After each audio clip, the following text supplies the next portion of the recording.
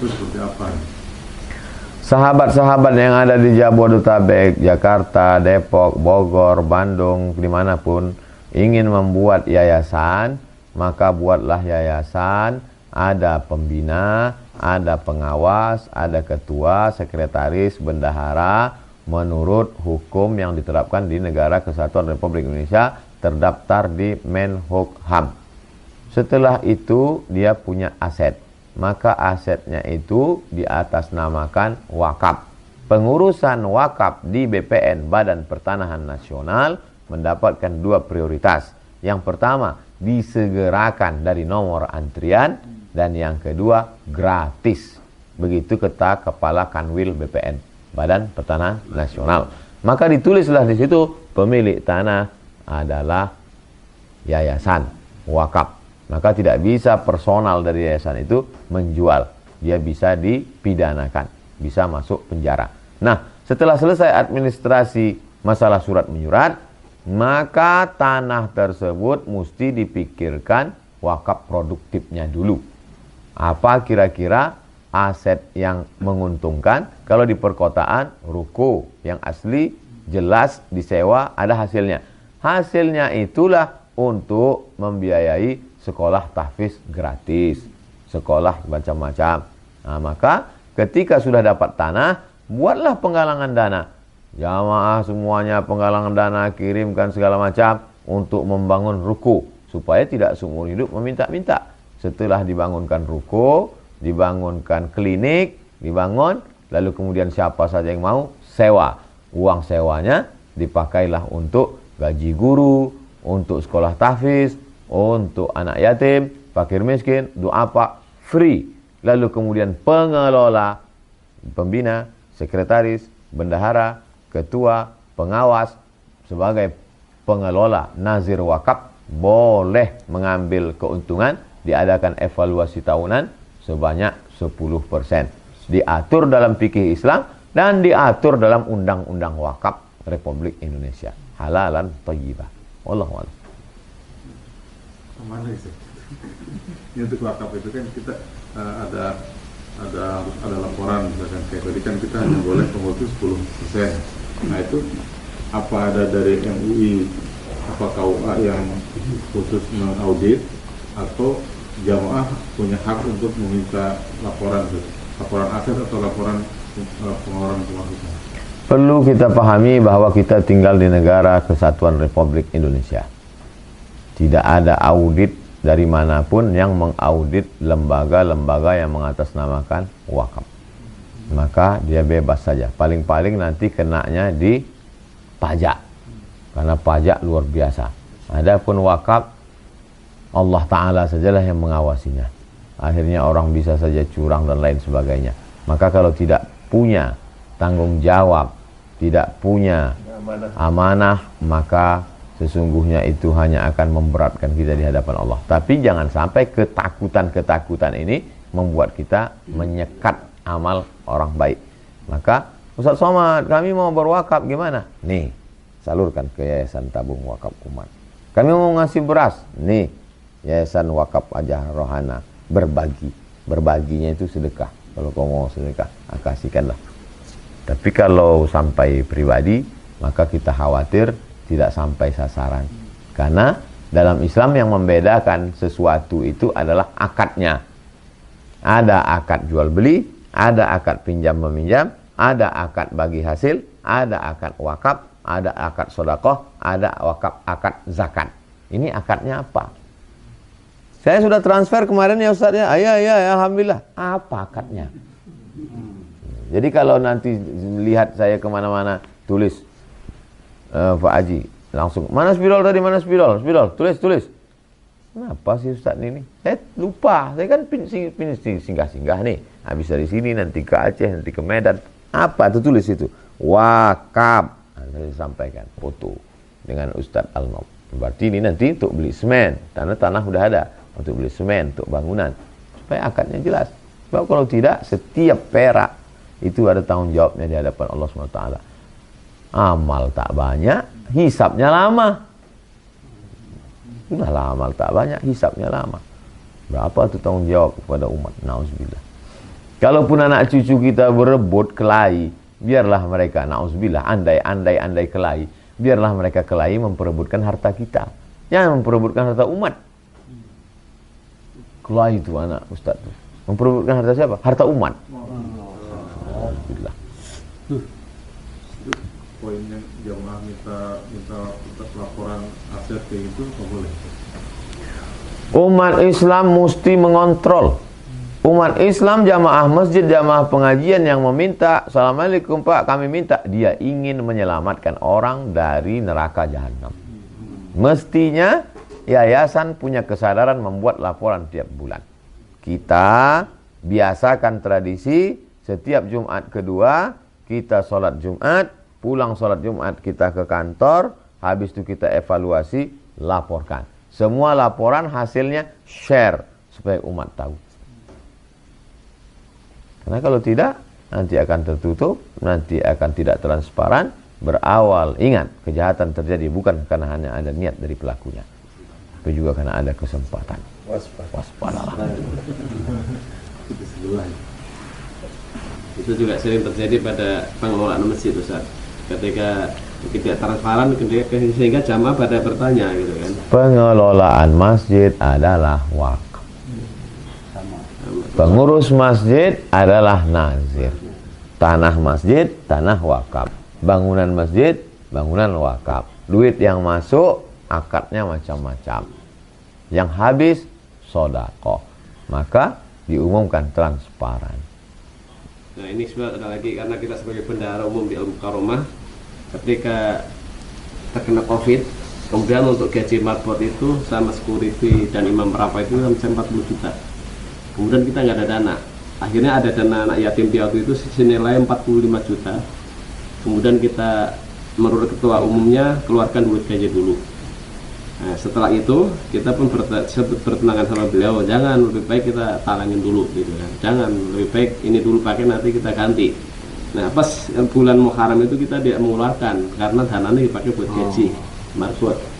Akhirnya kita pun ya dengan antusias bareng-bareng yuk kita, karena ada dana, kita tarik beberapa jamaah yang memang donatur untuk membantu mengeluarkan dana yatim tersebut. Waktu itu kita dapat cuma 20 juta dan kita keluarkan untuk kegiatan masalah yatim piatu.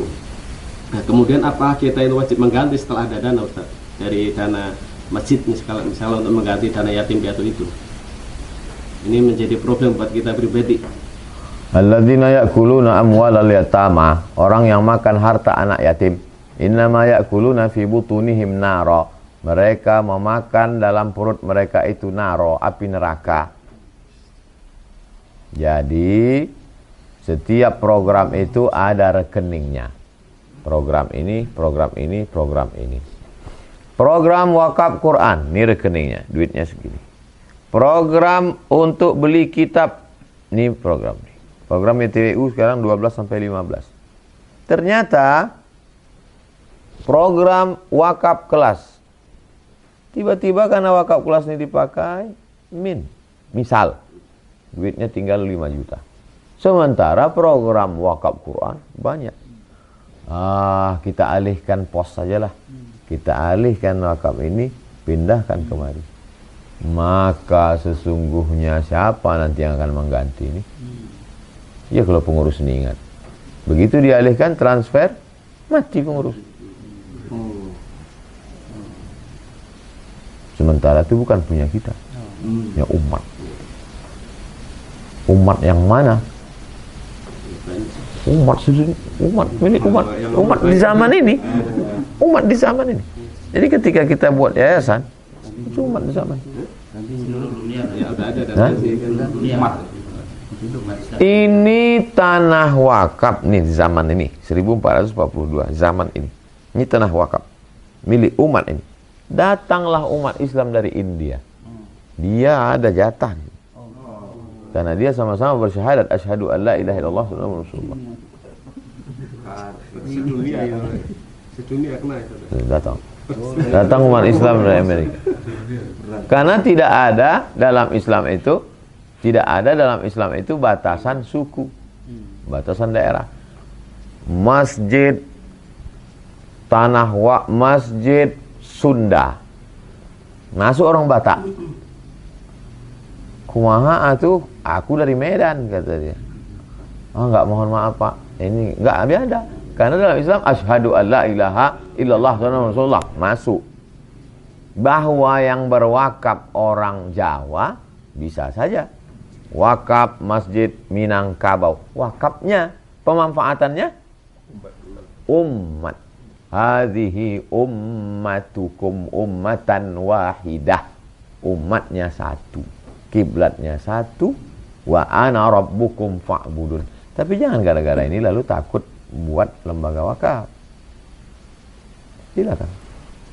Maka saya menggalakkan sahabat-sahabat buat ganti masih hidup.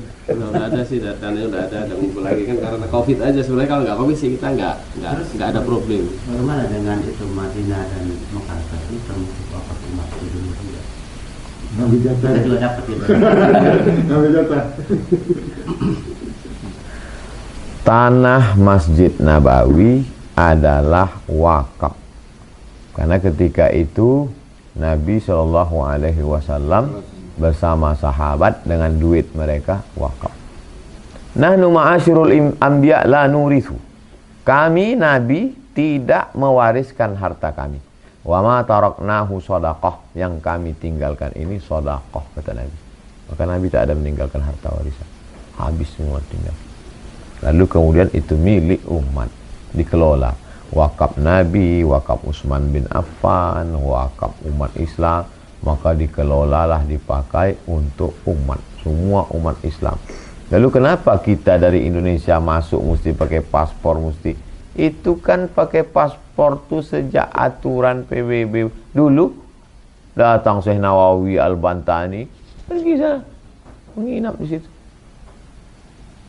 Dan tanah yang dibeli oleh Sultan Aceh sampai hari ini wakafnya dinikmatilah oleh pelajar-pelajar dari Aceh. Makanya kalau kami pergi haji, umroh dari Kairo, anak-anak Aceh itu tak perlu cari hotel karena ada di situ rumah Aceh, wakaf dari Sultan. Tidak mau pemerintah Saudi menyerahkan ke Republik Indonesia karena dulu kesepakatannya antara Sultan. Tahu dia ini kalau serahkan habis ini. Banyak jatah. Kolam aja hotel. 3 menit lagi selesai. Tambahan lagi. Untuk warisan. Jadi gimana cara memberikan warisan? Karena telah diberikan ada salah satu ahli waris yang sebelum meninggal. Satu. Yang kedua, kalau warisannya berbentuk Satu-satu dulu. Oke. Ada orang meninggal tahun 2010. Secepat-cepatnya habis takziah bagikan. Supaya tak jadi masalah. Karena bisa jadi hari ini mati, besok mati pula dia. Paling tidak dia sempat menikmati. Ditahan, zalim. Karena kalau dibagi, meninggal orang, dibagi hari ini, sempat dia bersedekah, sempat dia wakaf. Ini ditahan, berarti kau zalim. Dia tak sempat menikmati, dia tak sempat beribadah. Terhalang ibadah dia juga gara-gara. Maka bagikan. Oke, karena kita tak ngaji, kita lupa, tak kita bagikan. Akhirnya meninggal dia. Maka seolah-olah sekarang tahun 2010. Seolah-olah dia masih hidup. Begitu cara membaginya. Berapa harga tanah ini? Harga tanah ini 1 miliar. Dia masih hidup nih? Iya. Keluarkanlah jatah dia berapa? Jatah dia 1/4, 250 juta. Kasihkanlah. Tapi dia udah meninggal Pak Ustaz. Basikanlah ke ahli waris dia. Bulat, kumpulkan anak-anaknya. Ini jatah ayah kalian 2010 berarti ayah kalian hidup. Kalian pula lah berbagi. Maka berbagilah anak-anaknya dari 250 juta tadi, berapa jatahnya masing-masing. Sesuai dengan hukum fikih. Tapi orang yang menahan tadi, banyak-banyaklah kau beristighfar minta ampun. Karena si Fulan tadi semestinya bisa dia bangun masjid, menyantuni anak yatim, tapi gara-gara kau tahan, tak beramal soleh dia, terhalang amal. Kedua?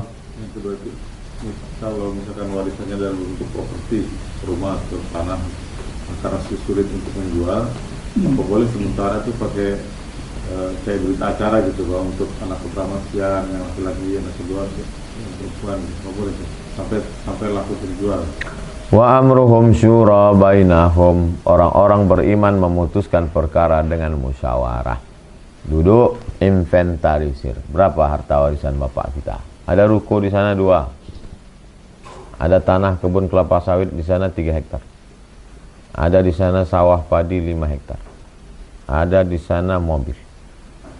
Siapa yang kira-kira ekonominya sulit, perlu duit cash cepat?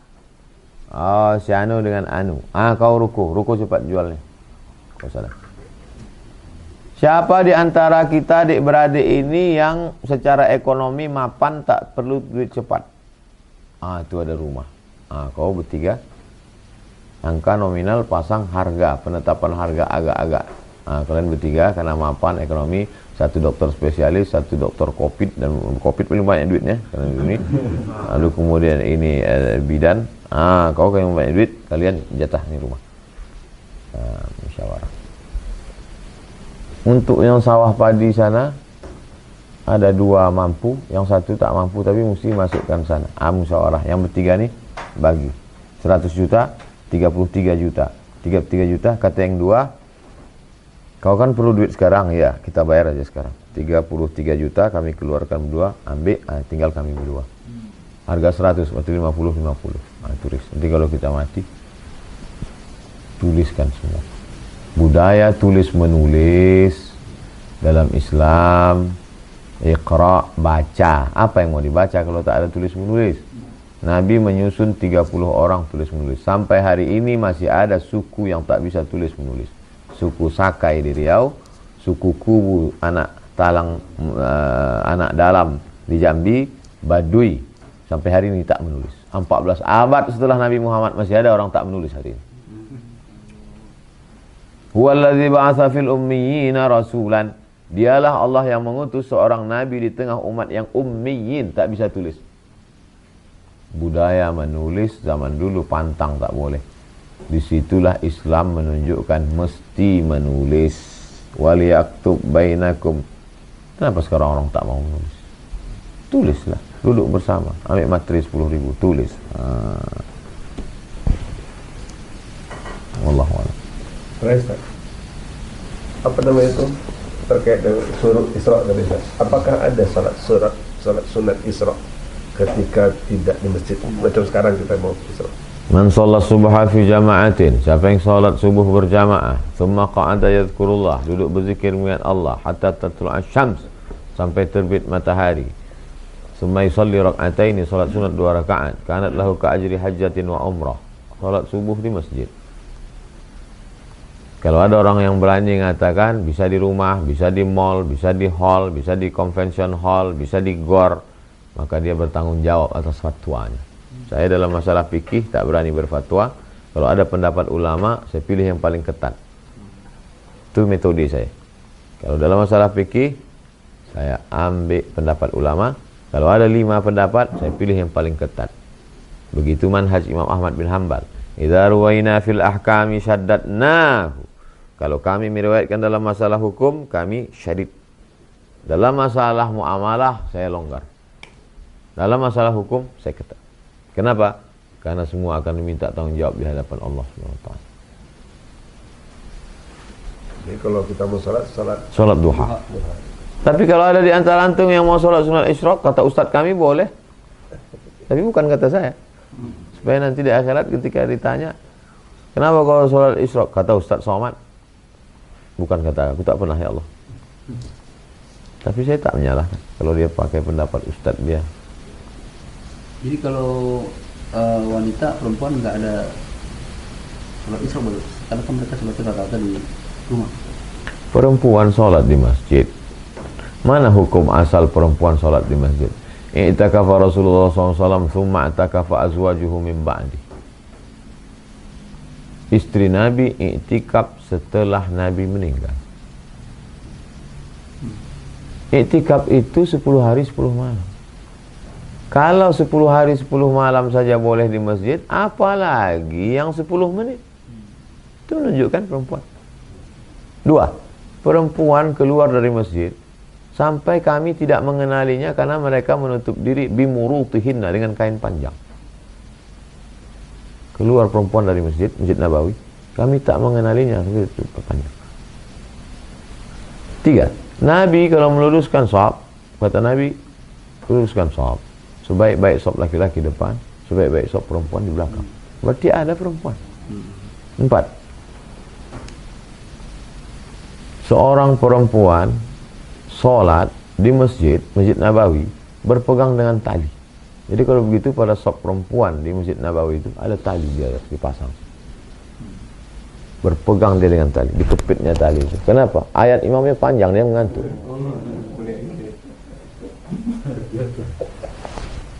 5. Babun nisa. Siapa yang masuk dari babun nisa cambuk, kata Umar bin Khattab. Mana mungkin ada babun nisa kalau tak ada nisa?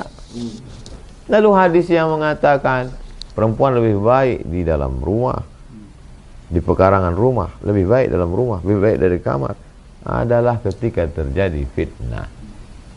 Tapi ada khususiah untuk perempuan, di dalam rumah ada namanya musallal bait. Nabi masuk ke rumah sahabat. Aina turidu an usolli, kata Nabi. Sahibul bait, di mana kau mau aku sholat di rumahmu ini? Di situ ya Rasulullah. Sholatlah Nabi di pojok. Sholatlah Nabi di pojok. Tempat sujud Nabi di pojok itu ngambil barokah, dijadikan sebagai musallal bait. Itulah muncul istilah musalla. Adapun yang di luar rumah tempat sholat tapi tak ada Jumatnya, namanya masjid. Adapun tempat sholat di dalam rumah tak ada sholat Jumatnya, namanya musallal bait. Di musallal bait itulah perempuan. Sholat dia di situ, iktikaf dia di situ.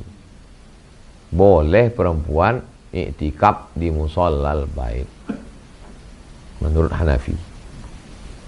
Jadi kalau ada perempuan hari ini yang tak bisa ke masjid, tak ada mahram, menimbulkan fitnah, maka dia sholat subuh di musallal bait, habis itu dia iktikaf, lalu kemudian dia sholat sunat isyraq. Wallahu a'lam.